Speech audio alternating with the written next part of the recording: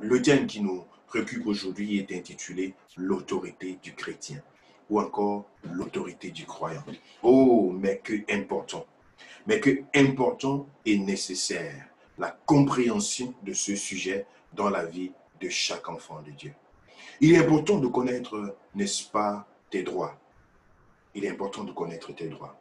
Nous insistons aussi longtemps et aussi fréquemment que nous le pouvons sur les devoirs du chrétien, parce qu'ils sont importants, mais il est aujourd'hui important d'insister sur les droits du chrétien, sur l'autorité du croyant.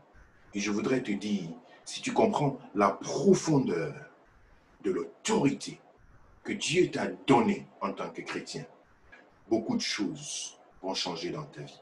Beaucoup de choses vont changer si tu comprends l'autorité que tu as. Si tu comprends l'autorité que tu as, beaucoup de choses vont changer. Beaucoup de choses vont changer. L'autorité que Dieu t'a donnée, elle est tellement profonde, tellement extraordinaire, tellement illimitée. Vous savez, le diable, parfois, il se moque des enfants de Dieu juste parce qu'ils ne connaissent pas leur autorité. Parce qu'ils ne savent pas qu'est-ce que Dieu a déposé en eux. Ils ne savent pas le trésor, le potentiel qui est déposé en eux.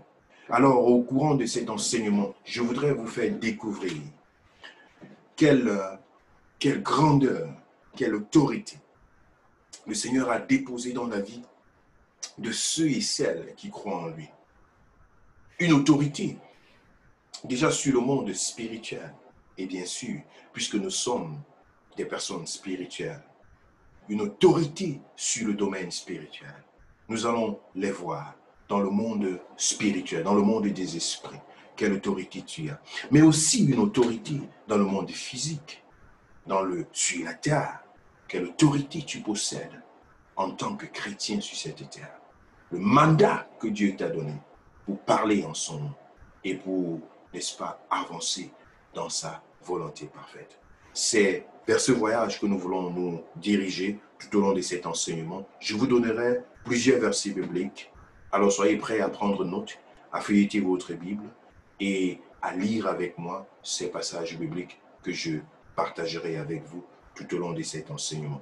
J'espère pouvoir achever cet enseignement aujourd'hui. Sinon, nous aurons l'occasion d'entrer dans une deuxième partie. Mais je voudrais y aller de façon posée. L'autorité du chrétien. Nous allons déjà voir au début, dans le livre de Genèse, Genèse au chapitre 1er, la Bible donne quelque chose de très important. Au chapitre 1er, il dit, au verset 27, je vais lire déjà à partir même du verset 24 parce que c'est très intéressant. Dieu dit que la terre produise des animaux vivants selon leur espèce, du bétail, des reptiles et des animaux terrestres, selon leur espèce. Et cela fut ainsi. Dieu fit les animaux des airs de la terre selon leur espèce, le bétail selon son espèce, et tous les reptiles de la terre selon leur espèce. Dieu vit que cela était bon. Ici, Dieu est en train de clôturer la création, du moins de tout ce qui existe en dehors de l'humain. Et au verset 26, la Bible dit, puis Dieu dit, faisons l'homme à notre image, selon notre ressemblance, et qu'il domine sur les poissons de la mer, sur les oiseaux du ciel, sur le bétail, sur toute la terre et sur tous les reptiles qui rampent sur la terre. Dieu ici crée l'homme avec quelque chose de particulier. La première chose, ou bien certaines choses particulières, la première chose, c'est que il crée l'homme à son image et à sa ressemblance. L'image et la ressemblance de Dieu parlent déjà très fortement. Ça veut dire, il fait l'homme selon lui, selon sa pensée, selon son image et selon sa ressemblance. C'est-à-dire adapté et ressemblant à lui. Et lorsqu'il le crée, il dit, je veux faire l'homme et qu'il domine. Voilà le premier don que Dieu fait à l'homme. Le don de la domination. Lorsqu'il crée l'homme à son image et à sa ressemblance, ce n'est pas un don, c'est un attribut. Il fait l'homme de cette façon, c'est-à-dire de nature. L'homme a l'image et la ressemblance de Dieu. Donc, ce n'est pas à discuter. Ce n'est pas à négocier, mais c'est une nature divine. Maintenant, il lui donne un don. Il dit qu'il domine. Et c'est le tout premier qu'il domine. Lorsque nous parlons de l'autorité, on va certainement parler de régner, de dominer, de diriger, d'avoir le dessus, n'est-ce pas, de soumettre, d'assujettir. Ça, sont des expressions qui se cachent derrière l'autorité, l'exercice d'une autorité. Donc Dieu crée ici l'homme à son image et à sa ressemblance et lui inculque comme première capacité le don de dominer. Et de dominer sur tout ce qu'il avait créé, sur toute la nature, sur toute la création. Eh bien, on le voit également aujourd'hui. L'homme domine. L'homme peut manipuler, peut manier tout ce qui existe. Les animaux ont certainement une vie, une volonté, ainsi de suite, mais ils n'ont pas la domination. Parce que l'homme arrive à assujettir l'animal. L'homme arrive à assujettir la création, n'est-ce pas, à manipuler, à faire même des manipulations génétiques. Si c'est bien ou c'est pas bien, c'est une autre question. Mais l'homme a la domination, on le voit sur cette terre, sur ce qui existe. L'homme peut décider de faire quelque chose dans le sens humain. Ouvrir un canal pour faire passer de l'eau, décider de changer la trajectoire d'un fleuve, autant que faire se peut. Les conséquences sont peut-être autres, c'est un autre sujet. Mais l'homme a cette capacité de dominer, de monter, d'aller jusqu'à la lune et d'avoir des ambitions d'arriver au soleil, je ne sais pas comment. Mais l'homme peut construire des pyramides, il peut dominer, il peut manipuler ce qui existe. Il n'y a aucun autre être sur cette terre qui, de façon naturelle, a ce pouvoir de la domination, si nous le regardons à cet état. Mais dans le jardin d'Éden, c'était autre chose, c'était plus que ça. Parce qu'ici, l'homme pouvait dominer sur toute la création, et même sur les animaux sauvages. Mais aujourd'hui, la domination de l'homme est certainement limitée à plusieurs endroits. Ou alors, n'est-ce pas, elle est exposée à des échecs de temps à autre. Ça, nous le vivons. Mais ce qui m'intéresse ici, ce qui nous intéresse ici, c'est de voir déjà comment Dieu, depuis la création, a fait un don à l'homme, fait à son image et à sa ressemblance, un don de domination. C'est sûr que la domination et l'autorité peuvent avoir une nuance à l'intérieur. Mais ici, je veux rester sur le sens de cette expression. Avoir le dessus, avoir le pouvoir, contrôler, diriger, assujettir, donner la direction. Ça, c'est très important. Et ceci déjà, comme je viens de l'illustrer, appartient à l'homme depuis le jardin d'Éden. Mais vous êtes sans ignorer que cette autorité, cette domination a été jalousée par le diable, par l'ennemi, par Satan, le serpent. Ça a été jalousé de voir que l'homme possédait une telle capacité et un tel potentiel. C'est alors que dans la chute de l'homme, il a tout perdu. Après avoir été séduit pour désobéir à Dieu et consommer l'arbre de la connaissance du bien et du mal et de découvrir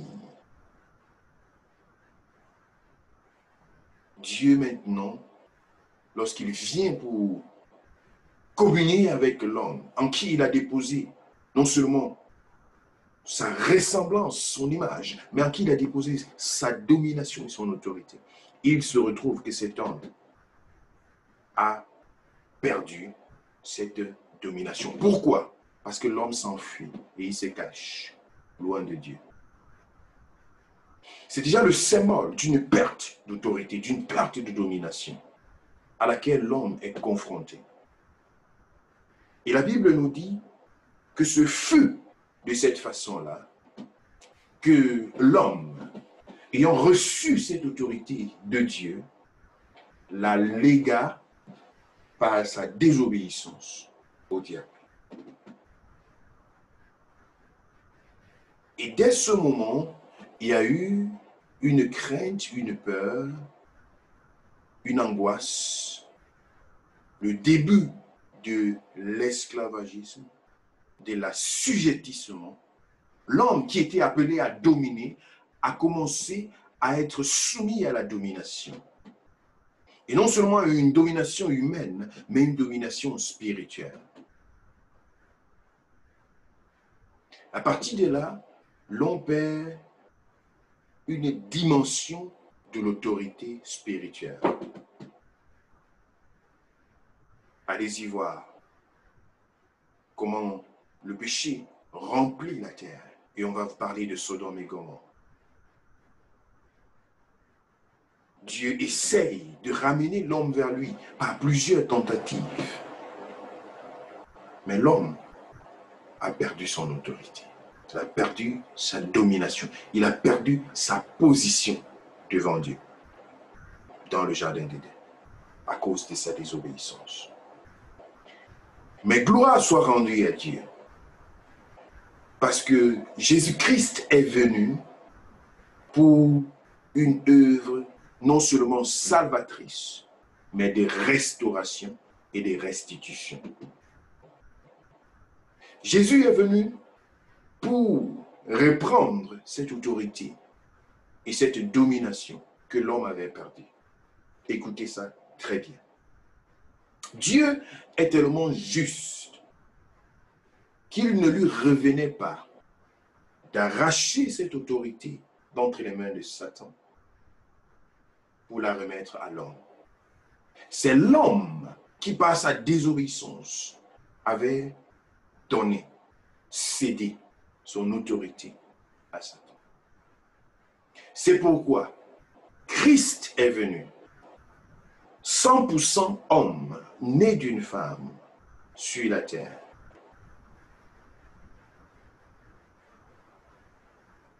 Afin qu'en tant qu'homme, il soit trouvé le seul et l'unique qui puisse reprendre cette autorité entre les mains de Satan pour la confier à l'homme.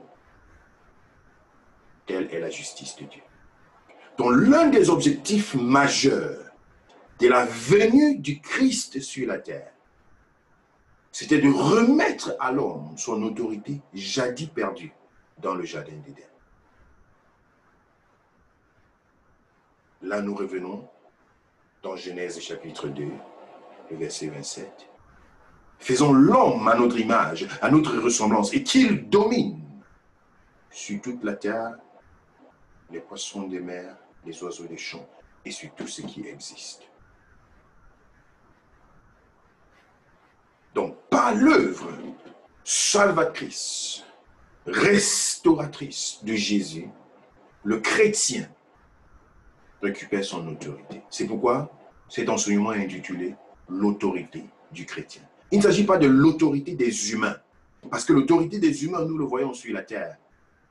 Et cette autorité, cette domination a ses limites, et même ses dérapages. L'homme prétend aujourd'hui vouloir remplacer Dieu. L'homme prétend aujourd'hui vouloir créer l'être humain. L'homme prétend aujourd'hui vouloir faire exister ce qui n'a pas existé. Mais nous connaissons les conséquences de toutes ces tentatives. Ce ne sont que des conséquences négatives. Parce que c'est une usurpation de l'autorité. Lorsqu'on utilise une autorité loin de l'origine de cette autorité, du détenteur même de cette autorité qu'est Dieu, ce n'est rien d'autre qu'une usurpation et une malversation. Donc nous parlons aussi de l'autorité du chrétien. Nous sommes passés de l'Ancien Testament au Nouveau Testament. La récupération de cette autorité a été faite par l'œuvre salvatrice de Jésus-Christ sur la croix. Et savez-vous quoi? C'est la raison principale pour laquelle Jésus est allé jusque dans le séjour des morts. La Bible dit, il est mort, il a été enterré, il a été enseveli. C'est après 3 jours. Qu'il est ressuscité. C'était le temps pour lui pour récupérer les clés du séjour des morts et de le confier à ses disciples. Nous verrons ça tout à l'heure et nous comprendrons pourquoi, lorsque Jésus est ressuscité et qu'il a rencontré ses disciples, il a dit, tout pouvoir m'a été donné dans les cieux, sur la terre et sous la terre. Et maintenant, je vous donne cette autorité. Nous allons le découvrir tous ensemble. Mais avant, je voudrais partager avec vous quelques autres versets bibliques qui vont nous permettre de pouvoir avancer dans cette pensée que nous sommes en train de développer. On va voir ensemble dans le livre de Luc, Luc chapitre 4, à partir du verset 31. Luc chapitre 4.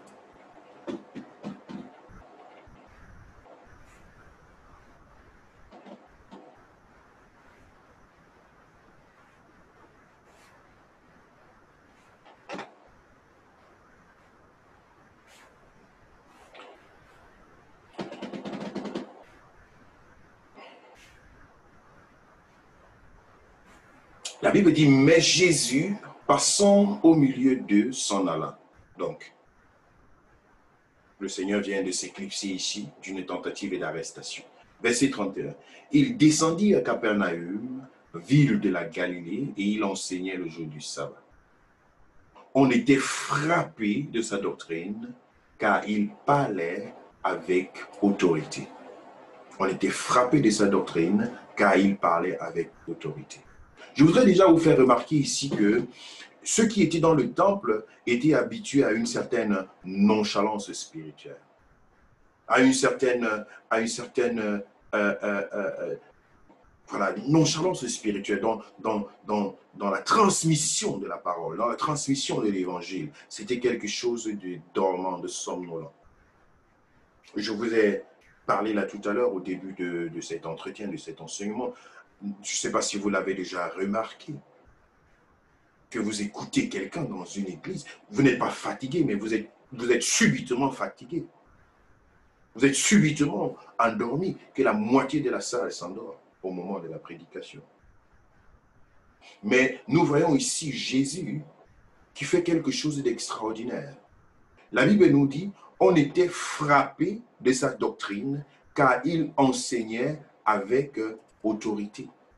Il y a certaines personnes qui disent que non, c'est vous les charismatiques là qui aimez prêcher en sautant, en criant, en faisant ceci. Je demande, est-ce que Jésus, ici, était en train de parler dans sa gorge ou bien qu'est-ce qu'il faisait? Mais on dit, on était frappé de sa doctrine car il parlait avec autorité. Donc il avait cette capacité d'attirer l'attention et de dire, ici mes amis, il y a quelque chose qui est en train de se passer. Continuons dans la suite de ce passage. Il se trouva dans la synagogue un homme qui avait un esprit de démon impur et qui s'écria d'une voix forte. « Ah, qu'y a-t-il entre nous et toi, Jésus de Nazareth? Tu es venu nous perdre. Je sais qui tu es, le Saint de Dieu. » Jésus le menaça, disant, « Tais-toi et sors de cet homme. » Et le démon le jeta au milieu de l'assemblée et sortit de lui sans lui faire aucun mal. Tous furent saisis de stupeur et ils se disaient les uns aux autres, « Quelle est cette parole? Il commande avec autorité et puissance aux esprits impurs et ils sortent. » Et sa renommée se répandit dans tous les lieux d'alentour. Bien-aimés dans le Seigneur, nous voyons ici une illustration assez directe de l'exercice de l'autorité qui était en Christ. Il parlait dans le temple dans lequel les gens étaient habitués à écouter d'autres personnes. Mais lorsque Jésus a pris la parole, ils se sont rendus compte qu'il y a quelque chose de différent. Vous savez, parler avec autorité, ce n'est pas forcément crier, ce n'est pas forcément tonner, mais c'est influencer, c'est toucher le fond, c'est manifester la gloire de Dieu. Et c'est cette atmosphère-là qui était en train de se dérouler dans le temple pendant que Jésus était en train de parler. Et c'est une atmosphère qui bouleverse les circonstances. Cet homme était certainement dans le temple tous les jours. Il était certainement l'un des habitués au temple. Mais subitement, il y a eu une atmosphère différente qui s'est créée. Et les esprits qui se cachaient en lui, qui avaient trouvé une zone de confort en lui, ont compris que non, ici, il y a quelque chose d'autre. Ils se sont sentis menacés et c'était la délivrance de cette personne. La Bible dit, l'apôtre Paul dit dans la Bible, nous prêchons non seulement en parole, mais en manifestation de la puissance de Dieu. Je voudrais que tu comprennes, bien-aimé dans le Seigneur, qu'en tant que chrétien, la parole de Dieu qu'il a déposée en toi, elle est esprit et vie. Elle est pleine de puissance, elle est pleine d'autorité. La formation que tu as reçue, les enseignements que tu as reçus, la méditation et tout ce que tu reçois, c'est esprit et vie. Cela prend vie en toi et cette vie-là a besoin d'être extériorisée. Et lorsque tu ouvres ta bouche pour parler de la part du Seigneur, que ce soit pour ta propre vie, avec tes enfants, avec ta famille, avec ta femme, ton mari, avec ton entourage, tu dois savoir une chose. Tu ne parles pas de toi-même. Tu n'exerces pas de toi-même. Mais c'est une autorité qui est inculquée en toi, celle de depuis le jardin d'Éden, qu'il domine, qu'il influence, qu'il dirige, qu'il remplisse l'atmosphère, que tout lui soit soumis. Et Jésus ici, là, montre un exemple extraordinaire. Tout simplement en se tenant sur l'autorité qui était la sienne. Nous allons voir un autre passage pour voir comment Jésus a eu le désir de retransmettre cette autorité à ses disciples, de leur communiquer ce qui était en lui. Aux chrétiens. C'est de cette façon que le Seigneur veut que toi, tu sois rempli de son autorité. Vous savez, lorsque tu es ignorant de l'autorité que tu possèdes, le diable va s'amuser avec toi. Les démons vont s'amuser, ils vont se moquer de toi. Tu vas laisser des opportunités, n'est-ce pas, tout simplement être dilapidé à côté de toi parce que tu ne connais pas ton autorité.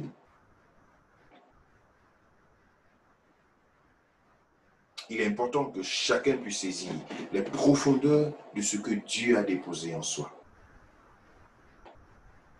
Luc chapitre 9. Luc chapitre 9. J'espère que vous prenez note et que vous êtes dans cette mouvance spirituelle. Luc chapitre 9. La Bible nous dit au verset 1er, Jésus, ayant assemblé les 12, leur donna. Oh my God, glory Jesus. Leur donna force et pouvoir sur tous les démons, avec la puissance de guérir les maladies.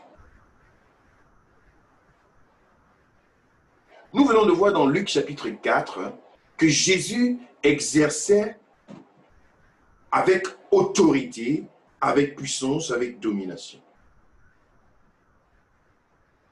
Et nous voyons aussi dans Luc chapitre 9, il refait ce que Dieu, à la création, avait déjà fait.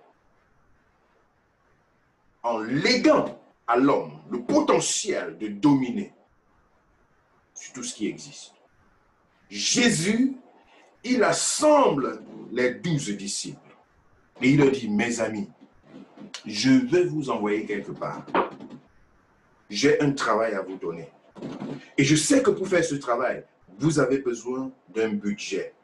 Vous avez besoin de quelque chose qui va vous permettre de faire ce travail. Mais j'ai cela à votre disposition. J'ai souvent dit qu'un ambassadeur qu'on envoie quelque part pour représenter un pays a besoin d'un budget. Un ministre qu'on nomme à la tête d'un service a besoin d'un budget pour l'accomplissement de sa tâche. Un soldat qu'on envoie, un capitaine qu'on envoie à l'armée en guerre avec ses troupes, il a un budget, un paquet qui lui permet d'être capabilisé pour l'accomplissement de son travail.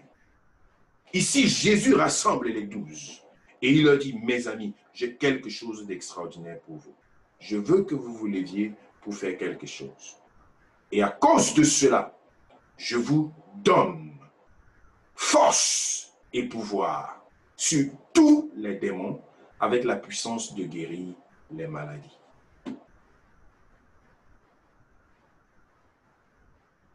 Bien-aimé, c'est tellement clair que ce serait étonnant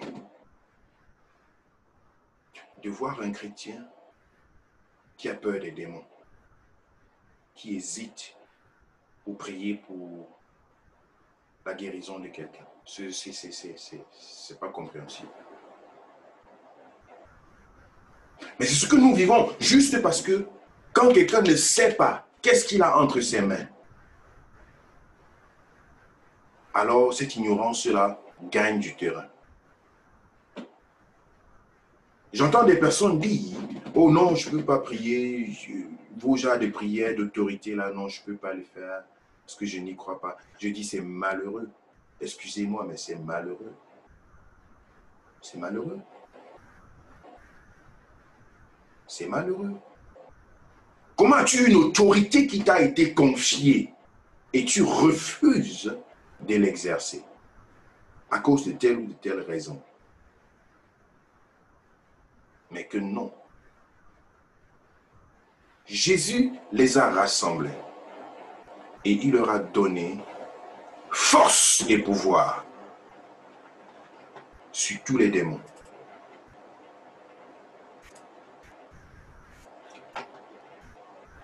Ici, il s'agit des 12, c'est vrai. Et la Bible dit, il les envoya prêcher le royaume de Dieu et guérir les maladies. Guérir les malades. Hier encore à l'église, dimanche passé au CVS, ici à Munich, en Allemagne, le Seigneur nous interpellait dans ma prédication sur l'évangélisation, sur le fait de se lever pour parler du Seigneur, pour annoncer les oracles de Dieu, pour être des témoins vivants pour le salut des autres, pour être de ceux-là qui sont un prolongement de la main de Dieu pour toucher le cœur de ceux qui sont dans notre entourage, pour être de ceux-là qui s'élèvent pour représenter Jésus partout là où nous sommes, dans des lieux d'entreprise, dans des universités, à l'école, au travail, partout là où tu es. Le Seigneur nous interpellait à être des évangélistes, ceux-là qui annoncent la bonne nouvelle. En toute occasion favorable ou pas, d'annoncer la bonne nouvelle. Et vous savez quoi, bien-aimés? C'est le secret pour voir la puissance de Dieu se manifester. Tu veux voir la puissance, l'autorité du Seigneur se manifester. Lève-toi et va au nom du Seigneur. Sois un représentant de Jésus. Sois l'instrument par lequel Dieu veut sauver la vie des membres de ta famille. Sois l'instrument par lequel Dieu veut se révéler et sauver la vie de tes collègues de service, de ton patron, de tes amis étudiants, de ta famille. Sois celui-là que Dieu veut utiliser pour transformer la vie des gens. Il ne faut pas avoir honte de l'évangile. Il ne faut pas avoir honte de l'évangile. Aujourd'hui, j'étais encore en train de méditer. Je regardais un jeune homme que j'apprécie beaucoup et que j'admire dans son élan au Seigneur. Je voyais comment il a grandi dans le Seigneur. Il est complètement engagé. Il a des invitations partout pour aller annoncer l'évangile, pour proclamer la parole de Dieu. Et je rendrai grâce à Dieu pour lui. Quand je regarde en arrière, je me rappelle qu'il était assis à côté de moi à l'université, à Hambourg, pendant qu'on étudiait ensemble. Sa vie, c'était les boîtes de nuit. Sa vie, c'était courir derrière les jeunes filles à gauche, à droite. Sa vie, c'était tout ce que vous pouvez imaginer des jeunes hommes. Je lui ai parlé de l'évangile. Je lui ai communiqué la parole de Dieu. Petit à petit. Aujourd'hui, il est comme un apôtre, en train de monter, descendre avec des miracles, des manifestations de la gloire de Dieu. Je dis gloire au Seigneur. C'est ce que Dieu peut faire. Mais bien aimé, peux-tu voir de telles choses se réaliser dans ta vie si tu n'as pas le courage d'annoncer l'évangile? De dire à quelqu'un, donne ta vie à Jésus. Parfois la honte remplit le cœur et la pensée des uns et des autres. Pourquoi est-ce que je parle de ceci? Parce que c'est l'élément déclencheur de la manifestation de l'autorité de Dieu. Être prêt à être le représentant de Jésus. Dieu ne donne pas son autorité pour rien. Il ne fait pas manifester son autorité juste pour te faire plaisir, pour faire du spectacle, pour que tu te tapes la poitrine, ou bien, je ne sais pas moi quoi. Non, that's not. Dieu n'agit pas comme ça. Ceux qui courent vers la manifestation de l'autorité dans l'optique d'assouvir leurs propres désirs, ils n'ont rien compris. Et ça devient de la manipulation. Luc chapitre 9 que nous venons de lire, la Bible dit, Jésus ayant assemblé les 12, leur donna force et pouvoir sur tous les démons avec la puissance de guérir les malades. Il les envoya, verset 2, il les envoya prêcher le royaume de Dieu et guérir les malades. C'est de ça qu'il s'agit. Il s'agit d'un budget qui leur a été donné, d'un paquet qui leur a été donné pour l'accomplissement de la grande commission, pour se lever et être en route au nom du Seigneur. On peut le voir également dans Actes chapitre 1, verset 8. Il dit, le Saint-Esprit survenant sur vous, vous recevrez une puissance et vous serez mes témoins. Parfois, on s'arrête à ce niveau-là. Le Saint-Esprit survenant sur vous et vous recevrez une puissance. On s'arrête à ce niveau. On est content d'être rempli de la puissance de Dieu.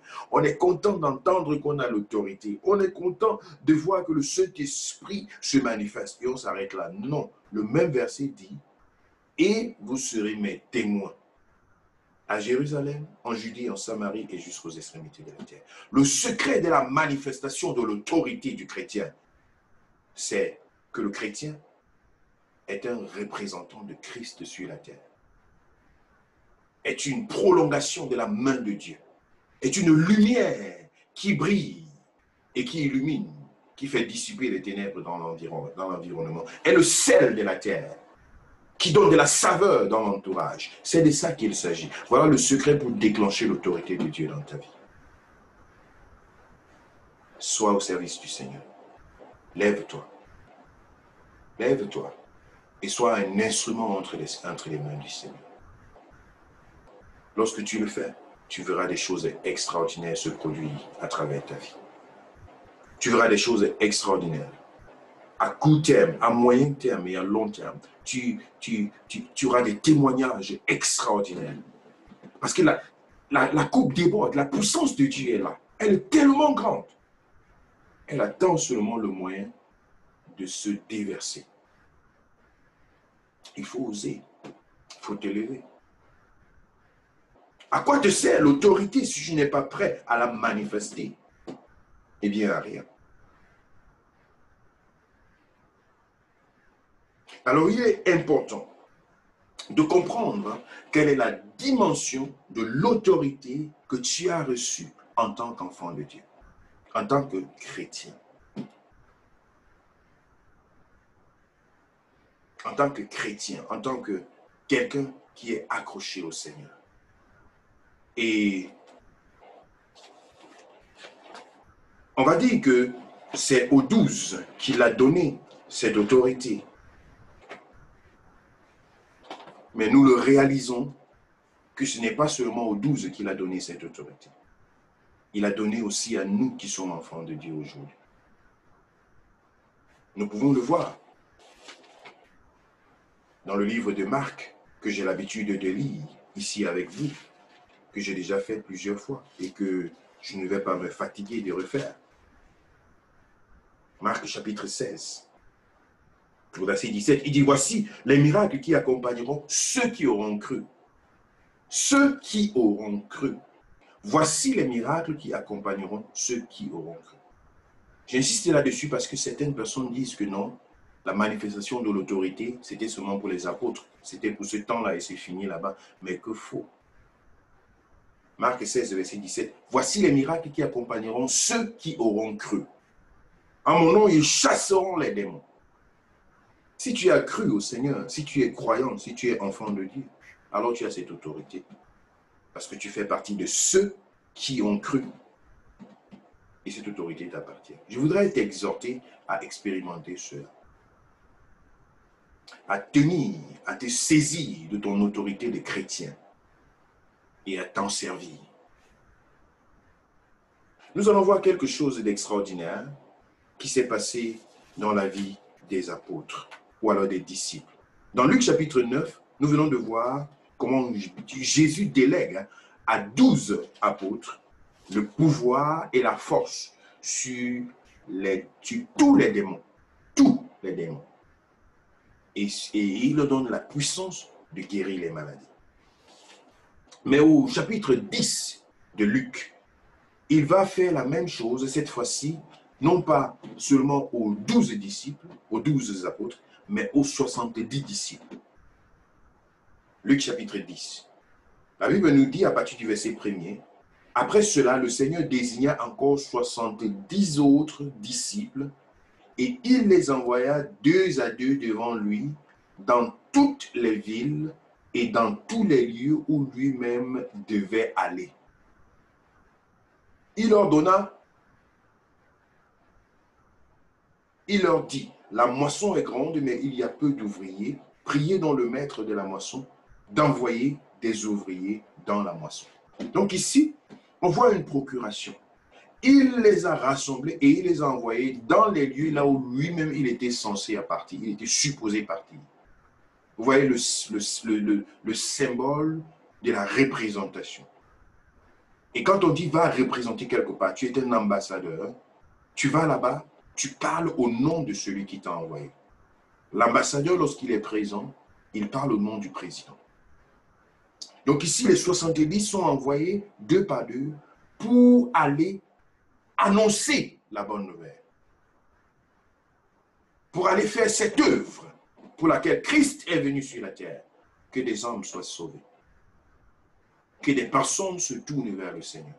Que des gens entendent parler de l'amour de Dieu. Que des gens se convertissent. Que les gens entendent le message d'amour, du pardon des péchés, de la réconciliation avec Dieu, de la paix avec le Seigneur. Que ce message, cette bonne nouvelle, soit communiqué. Il dit, allez, je vous demande d'aller le faire. Et ils sont partis avec cette procuration qu'ils avaient reçue du Seigneur. Et bien aimé, je vais vous lire un verset de leur rapport lorsqu'ils sont revenus vers Jésus pour lui raconter qu'est-ce qui s'est passé. La Bible dit au verset 17, les 70 revinrent avec joie, disant, Seigneur, les démons même nous sont soumis en ton nom.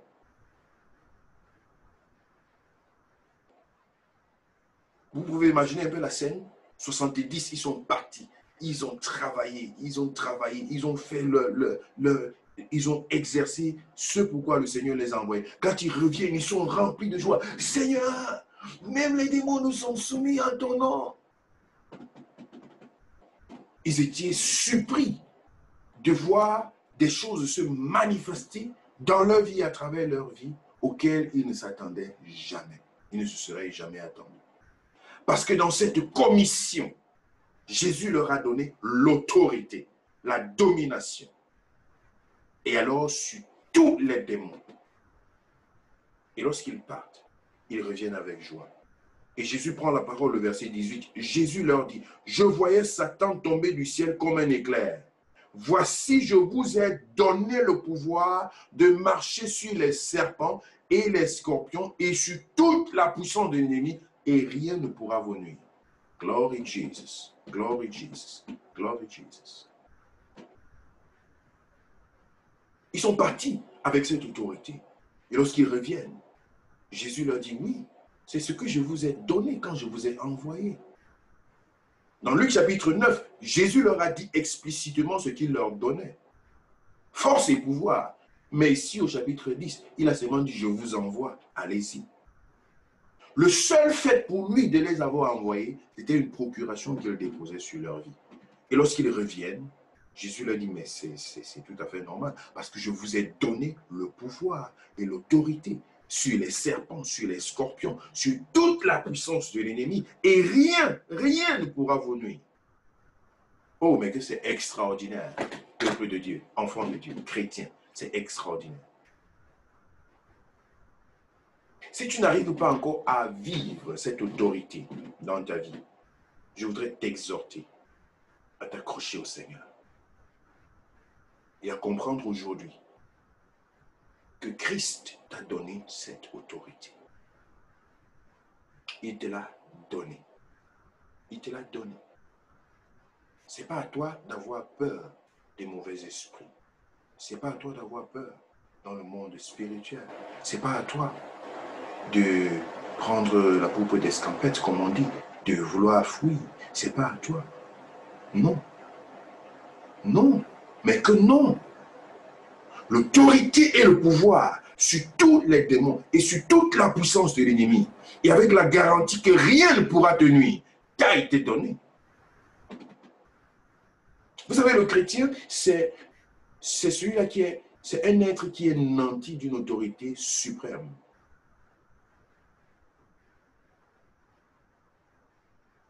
Si tu rencontres un sorcier sur ton chemin, c'est toi qui vas fuir.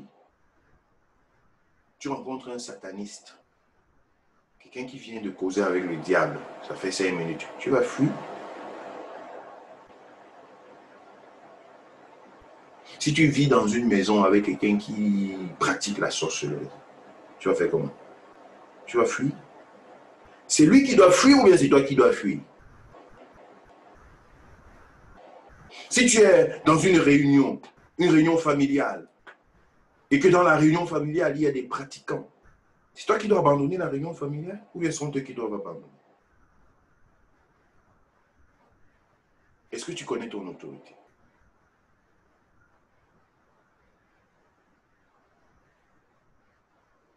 Dans les rêves, dans les cauchemars, lorsque l'esprit de poursuite arrive, est-ce que c'est toi qui vas commencer à fuir pour chercher par quel moyen t'enfuir ou bien tu vas t'opposer à cela?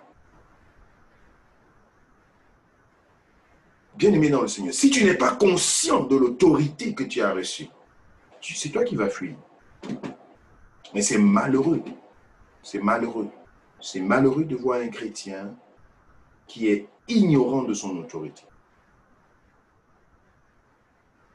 Et je voudrais encore vous dire aujourd'hui que cette autorité n'est pas proportionnelle à ton âge dans la foi. Je me répète, cette autorité n'est pas proportionnelle à ton âge dans la foi. Luc chapitre 9, Jésus le donne aux 12 apôtres. Et Luc chapitre 10, il le donne aux 70 disciples. Et dans l'Acte des apôtres, c'est dans la vie des 120 qui étaient rassemblés. Et les chrétiens qu'on voit dans l'église primitive, ils marchaient avec la manifestation de la puissance de Dieu. Philippe, on n'a pas entendu parler de lui parmi ceux-là que Jésus a formés. Mais Philippe, c'était un évangéliste de pointe, quelqu'un en qui la puissance de Dieu se manifestait. Quelqu'un qui pouvait parler avec autorité, avec puissance, qui a pu convaincre l'eunuque éthiopien de donner sa vie à Jésus et d'être baptisé sur place. Étienne, qui, n'est-ce pas, a été lapidé parce que il avait le zèle de la proclamation de l'évangile, et même pendant qu'il était lapidé, il levait ses regards vers le ciel et il voyait la gloire de Dieu, les anges de Dieu, n'est-ce pas, dans les lieux élevés. Il était rempli de gloire, rempli de puissance. Ça n'a rien à voir avec le nombre d'années accumulées dans la foi, non. Veux-tu être représentant de Jésus? Veux-tu parler de la part du Seigneur? Eh bien, tu as cette autorité. Tu as ce pouvoir. Il est en toi. En tant qu'enfant de Dieu. En tant que chrétien. Mais je voudrais vous exhorter à ne pas seulement regarder au côté spirituel de cette autorité, mais également dans le monde physique. Dans la domination sur tout ce qui existe. Tu as l'autorité. C'est bien d'entendre certaines personnes parler de la timidité. Mais vous savez, quand tu connais ton identité de chrétien, même la timidité, là, ça part. Ça part. C'est toi qui dis la direction et c'est par toi que les choses passent. Tu arrives quelque part, la maison ou bien la salle est pleine de païens et tout, et puis c'est toi qui dois te soumettre aux orientations qui vont être données. Lorsque tu as perdu ton autorité de chrétien, les gens vont t'emballer dans des choses qui ne te plaisent pas. Tu vas accepter certaines choses juste parce que tu n'arrives pas à dire non. Parce que tu as perdu ton autorité. Tu vas te retrouver même en train de vivre une vie de péché juste parce que tu n'arrives pas à dire non. Comme les autres sont en train de t'entraîner là-bas, tu vas aussi seulement parce que tu veux faire plaisir aux autres. En ce moment-là, tu as perdu ton autorité. C'est pourquoi je dis que ce n'est pas seulement dans le monde spirituel. Dans le monde physique, tu dois exercer ton autorité. Savoir ce que tu veux et ce que tu ne veux pas. Parce que l'identité qu'elle tienne, c'est l'identité d'un prince, d'une princesse, d'un roi. C'est l'identité de quelqu'un qui règne, qui domine, qui donne la direction, qui donne l'élan. Et cet élan-là, il n'est pas forcément, n'est-ce pas, violent, comme je l'ai dit tout à l'heure. Ce n'est pas forcément ça. Mais il faut savoir dans quelle direction tu es en train de partir. Il faut savoir ton identité, connaître ce qui est en toi. Et avoir la conscience de tes propres responsabilités. C'est ça le chrétien, c'est ça l'enfant de Dieu. Nous ne sommes pas là pour mendier. Non. Non. Je dis non. Reconnais ce que Dieu a mis en toi et sois à la hauteur de ce que Dieu a mis en toi. C'est ça le chrétien, c'est ça l'enfant de Dieu. C'est ça l'autorité que Dieu nous a donnée. Et c'est comme ça que tu peux avoir le dessus sur certaines manipulations de l'ennemi, manipulations diaboliques pour te tirer en arrière. Lorsqu'il sait que tu ne peux pas te tenir sur tes droits. Exercer l'autorité, c'est se tenir sur ses droits. C'est faire usage de ce qu'on possède. Mais lorsque tu n'en es pas capable, alors très vite fait, tu vas te retrouver en train de vivre la vie de quelqu'un d'autre, en train de faire plaisir à quelqu'un d'autre, et en t'ignorant toi-même. Et ce n'est pas ce à quoi Dieu t'appelle. Pas du tout.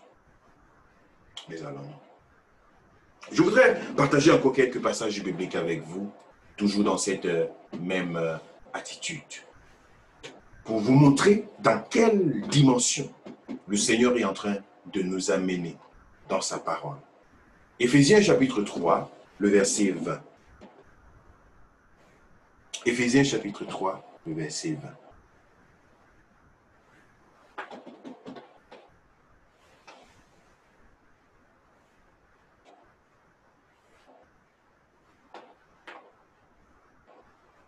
La Bible nous dit, or, à celui qui peut faire, par la puissance qui agit en nous, infiniment au-delà de tout ce que nous demandons ou pensons.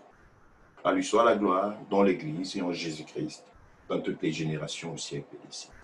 À celui qui peut faire, par la puissance qui agit en nous. Où est-ce que cette puissance-là se trouve? Elle est en nous. Elle est en toi. Et cette puissance peut faire infiniment au-delà de ce que nous demandons ou de ce que nous pensons. C'est la puissance et c'est l'autorité du Seigneur qui donne ce potentiel, qui donne cette caractéristique de pouvoir avancer.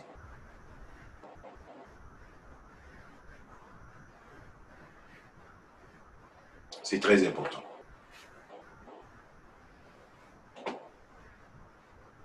Je voudrais revenir sur les pas de Jésus et vous montrer encore un passage là où les disciples étaient étonnés de voir quelle manifestation de l'autorité s'exprimait à travers Jésus.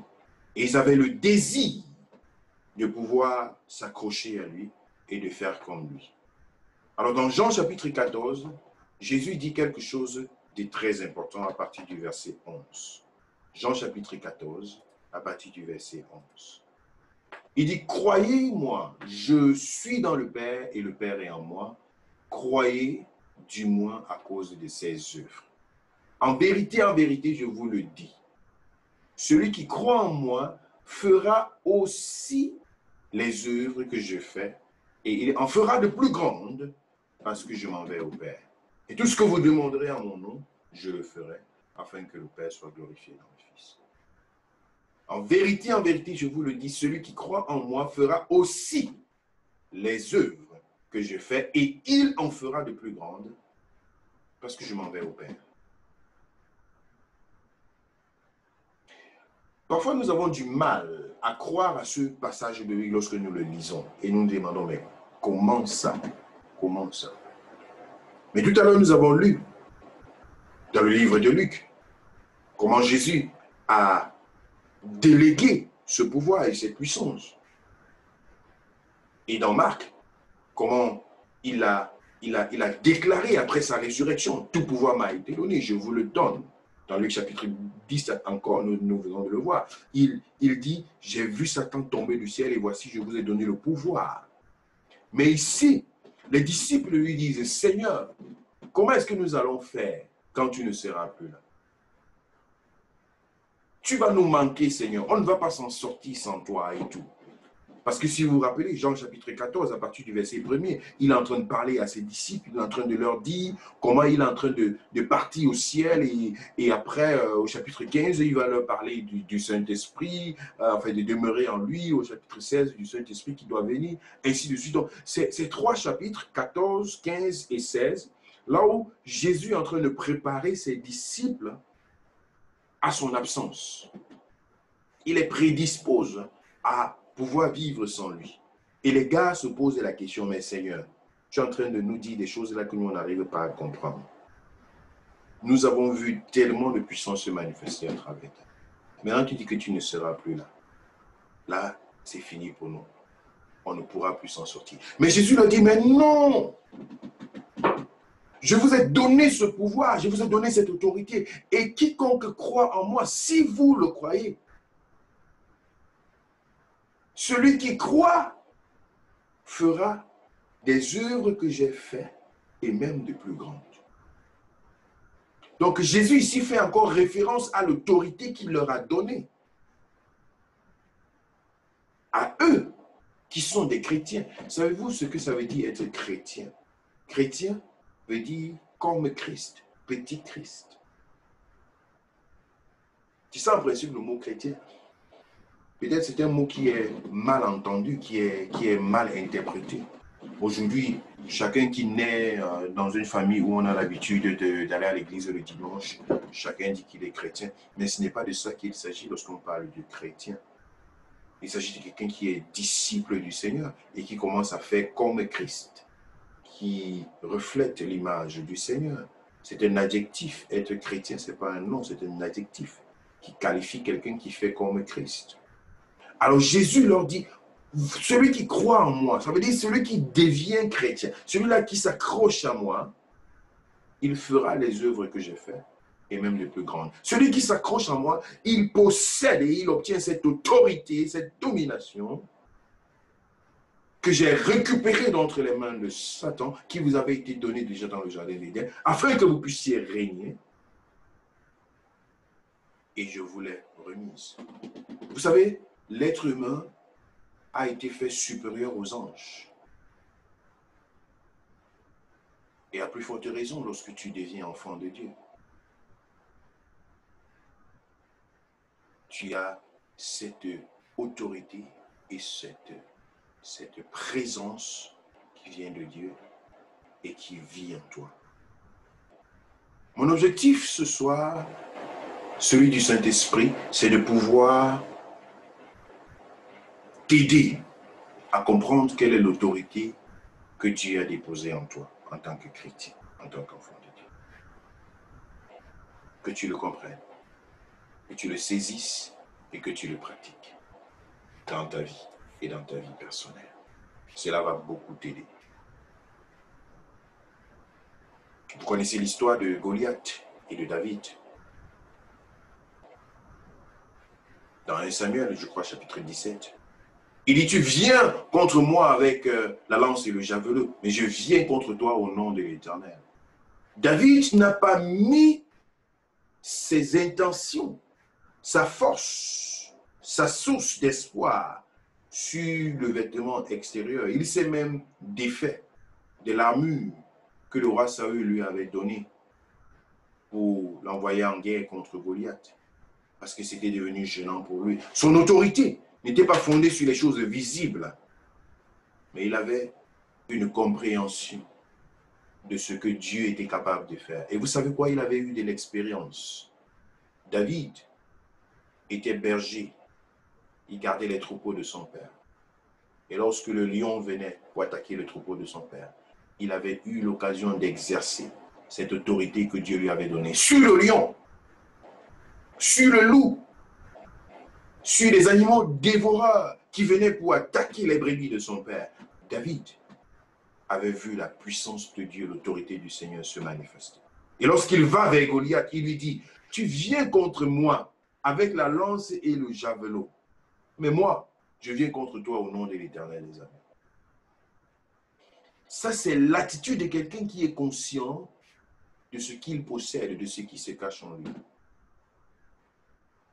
Bien-aimé dans le Seigneur, je voudrais t'exhorter à te focaliser sur l'autorité que Dieu t'a donnée. L'autorité que Dieu t'a donnée, c'est une autorité puissante.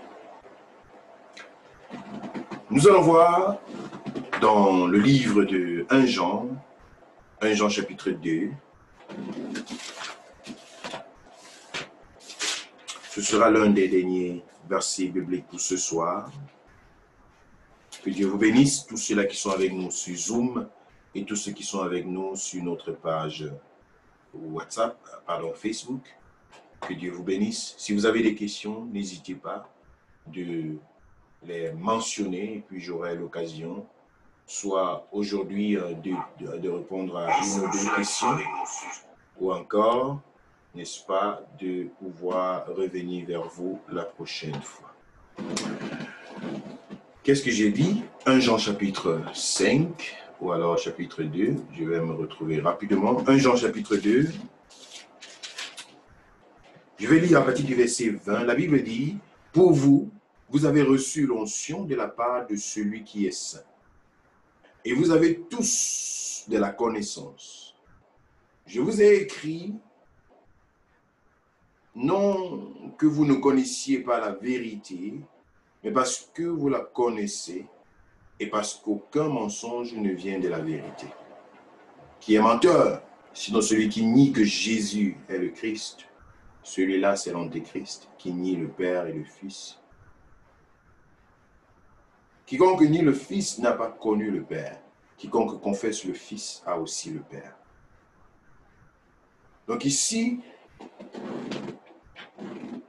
l'apôtre Jean, il fait allusion à quelque chose de particulier au verset 20. « Pour vous, vous avez reçu l'onction de la part de celui qui est saint et vous avez tous la connaissance. » Vous avez reçu l'onction ou encore vous avez reçu l'autorité, vous avez reçu la procuration, vous avez reçu le pouvoir de la part du Seigneur. Il le témoigne encore ici dans les Épîtres.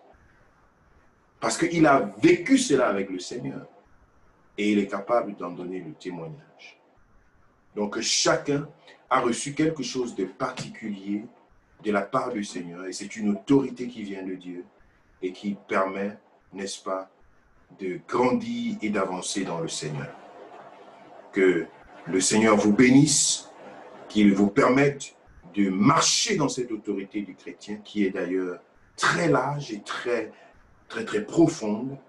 Mais le Seigneur a voulu que nous puissions partager ces moments afin que tu puisses comprendre la nature de l'autorité qu'il t'a donnée, son étendue, tant dans le domaine physique sur cette terre que dans le domaine spirituel. L'autorité des humains est limitée. Je n'ai pas voulu entrer dans la politique et beaucoup d'autres choses, mais sinon nous voyons que les humains essaient d'exercer leur autorité, mais cela est limité, c'est contrefait. Ça fait souffrir l'humanité. Et même l'autorité humaine dans les foyers, dans les maisons, une autorité qui est démunie de la présence de Dieu, devient quelque chose qui fait souffrir et qui provoque des violences conjugales, des violences corporelles, verbales et tout le reste. Ça, ce n'est pas l'autorité. C'est une malversation de ce que Dieu a déposé en l'être humain. Donc, lorsque tu te tiens sur la parole de Dieu et que tu connais ton autorité, alors c'est quelque chose d'extraordinaire qui en sort. C'est la victoire qui se manifeste. Et beaucoup plus également dans le domaine spirituel, afin que tu puisses régner et que ce soit toi qui donnes les directives dans le monde spirituel et non pas les esprits mauvais. Que le Seigneur vous bénisse et je voudrais prendre certainement quelques questions pour les secondes qui sont encore, les minutes qui sont encore devant nous.